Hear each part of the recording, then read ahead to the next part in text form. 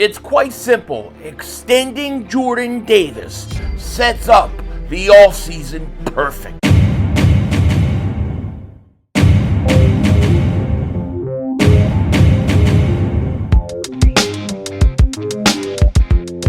Dallas still stinks. Yo, by the way, Kick Ding back here, and we start off with some breaking news, mother-humping news. That's right. The Eagles have a new quarterback coach, and they are going to stay in-house for this one.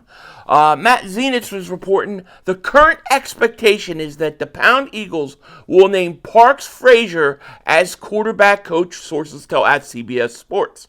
He was Philly's pass game coordinator in 2025. Now expected to move into a new role, previously worked for Miami, Carolina, and Indianapolis, was interim offensive coordinator for Indy in 2022. I don't know if that is a good thing or a bad thing. I mean, when you say, hey, I was the passing game coordinator for the Eagles last year, that is not like something to brag about. I'm just being honest, right? It's not something to brag about. Was it him? I don't know. Who knows? Look, man, I will say this about Nick Sirianni. He's putting it on the line. He is taking a chance going with young guys, inexperienced guys. Mannion, the tight end coach they just got. Now you have a first-time quarterback coach.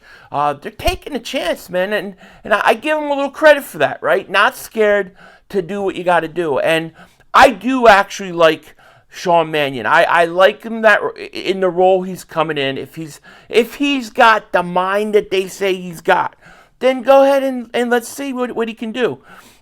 So it's very hard for me to tell you, yeah, this is a great move, that's a great move. I don't know. Passing game coordinator for the Eagles last year. How does that translate into a quarterback coach? We're going to just have to wait and see. It's going to be very, very interesting with this team and with this offense and how they go about doing things. I mean, let me ask you a quick question. Do you think the Eagles should sit all their guys in preseason, or should they play these guys, being that you got pretty much a whole new offense? I would think you got to play them, but who knows? You would think reps would be important, but I'm sure we'll be having that debate later on. Things are about to pick up on this channel. It's been a little bit of a down, just things have been chilled out a little bit since the Super Bowl, kind of coming up for breath. But we got the Combine coming up. We got free agency coming up. So things are going to start picking up probably by the end of this week. Now, when you look at, actually, before I get into this, I do want to discuss two things really quick. One, the Miami Dolphins today released Bradley Chubb and Tyreek Hill. Now, I bring these guys up for two different reasons. One, Bradley Chubb may be somebody the Eagles may look to bring in as a rotational piece if he's not too much money. He's had experience with Vic Fangio, and he was one of my targets during the trade deadline. I don't understand a team like Miami. I just don't. Why do you go out and have a guy like that, and you keep him on your team when you know you're not going anywhere, and you could get something for him, anything, but you just say, we'll just keep him so we can cut him later. I never understood that, but he's available. And then Tyreek Hill. Now, Tyreek Hill's going to make some noise. People are going to say, go out and get Tyreek Hill, especially if you trade A.J. Brown. I don't know what Tyreek Hill has left coming back from his injury. Of course, if he's healthy with the speed he has, is great, but he can be a headache as well. So do the Eagles want to go that route? I don't think so. So I'm going to say no. I'm going to say pass on Tyreek Hill. Forget about it. We don't want him. Okay, Bradley Chubb could be an interesting rotational player for the Eagles. And people are talking about the cap space. What's the cap? The Eagles got no cap space. I see Mark Holmes is doing all these videos. The Eagles have eaten all their triggers. They've eaten all their triggers. What the hell are you talking about, triggers? You know what I mean? Stop saying that word, triggers. It's triggering me to hear them keep saying it. But, he's worried about the Eagles and the cap space. And the one thing I never worry about with the Eagles is their cap space. Howie Roseman always has a way. He always finds a way. And, Mark will tell you, like, well, the Eagles have no possibilities where they could do anything else to the cap. That's such bullcrap. Just because you see it all over the cap doesn't mean there are other ways to basically go about it, okay?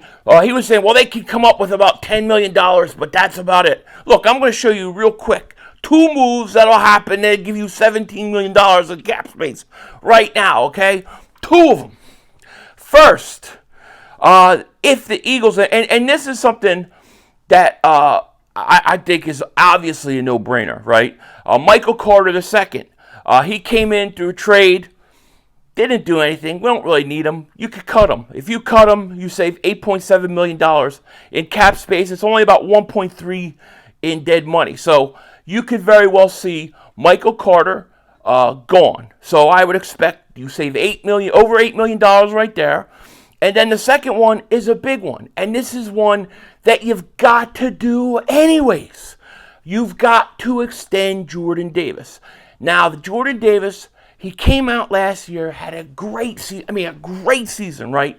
So he showed that he could play in this league at a high level. He showed that not only if he's in shape, he's disruptive force. But he showed that he's getting better. Like, he was getting better as the year was going on. If you think Jordan Davis is his ceiling yet, you're out of your mind. And the great thing we learned about Jordan Davis, he's highly motivated. So I expect Jordan Davis to be even better next year. I think over the course of the next 2-3 years, Jordan Davis is going to really surprise some people how far he develops, even much further than he has gone now. But you've got to, like I've said before, you've got to extend Jordan Davis. Now, if you extend Jordan Davis this offseason, let's say before March, you save $9.3 million in cap space. So right there, you would save $9.3 million just by doing something you've got to do in extending Jordan Davis. And then Michael Carter, if you cut him, which is something I think you're probably going to do, he didn't do anything for you. That's another $8-point-something million. So talking about $17 million of cap space. The Eagles are sitting at about, if you believe over the cap, they're somewhere somewhere in the range of about $18 million, so just over $18 million of cap space. So that would add $17 million, and that's not even talking about, if you were to extend, Jalen Hurts or anything you could do there. There's always things that Howie knows how to do, what to do, and how to do it. Not even in terms of, like, what you have space-wise, but remember, Howie is very good, and one of the things he does better than a lot of teams is he's very good at signing guys and having them come in their first year when signing and their cap not hitting them, right? They give them a lot of signing bonus money, a lot of upfront money. They push the cap numbers back, and it buys you time until next year is where you got way more money. But there's always ways to go about doing things like that. But to me, the key to this whole thing is Jordan Davis. I think Jordan Davis and Jalen Carter have to be both part of the long-term plan of the Philadelphia Eagles, okay? Now this, in my opinion, makes a guy like Nolan Smith possibly expendable because I'm not giving Nolan Smith an extension this year. What I'm doing with Nolan Smith is I'm picking up his option year. I am going to go the same route with Nolan Smith that I did with Jordan Davis. I am going to go ahead, pick up his option year, and that'll give me another 2 years with him. And you know what? If we're going to talk about different mock trades and stuff that are out there in another video, but I think Nolan Smith is a guy that you possibly, for the right player, and depending upon who it is, you could possibly package in a trade deal. I do. And there will be questions about whether or not they should go out and sign Jalen Phillips. My thoughts on Jalen Phillips are this. If you could get him at around $25 million a year, I would do it, okay? And speaking of Jordan Davis, talk about extension. When I think of Jordan Davis and what I think he's somewhere around 18 to 20 million. I don't think he's 25 million. I don't think he's in the 30s. I don't think he's that much yet. Maybe another few years he would be, but right now, I think somewhere around the 18 million mark you probably could get Jordan Davis. So I think if Jalen Phillips is if he comes in at around $25 million a year, I would be okay re-signing him. But anything over that, then no, I'm going to look another way. I also think that Jalen Hunt, he's a big part of this thing too, because he developed as the course of the year went on. He got better and better and better. So to me, the key to this offseason is getting Jordan Davis signed long term, and Jalen Carter, for that matter. See, a lot of people don't want to sign Jalen Carter. Now, Jalen Carter, if you extend him, he's going to save you about over another $2 million in cap space. But I would get those guys both done. I would continue to develop Jalen Hunt, and then I would see about Jalen Phillips. And then, of course, I'm in on a Max Crosby deal or something like that. I know how he'll have to work the salary cap and do certain things, but that's what he does best. That's what I trust him. It's so funny to me watching guys like Mark Holmes and Cowboy content creators. Just every year they tell you this is it for the Eagles, how he's done. He's put himself in the corner. He can't get out of it. And then how he just maneuvers, and it befuddles them. They don't understand. For 10 years I've been waiting for everything to come crashing down on the Eagles, and it hasn't, because Howie Roseman knows what the hell he's doing. And to me, the key to having cap space and getting started on a good offseason is extending Jordan Davis. With that said, take care. Talk to you later. Of course, don't be a dingbat. Remember, it's Howie Vision, baby. We're all just living in it.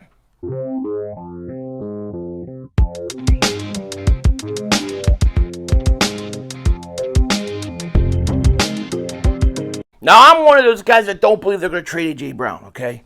But what will they do with their third wide receiver? I know a lot of people are thinking, man, Tyreek Hill, oh, man, could you imagine as a third receiver? He would cost you too much money.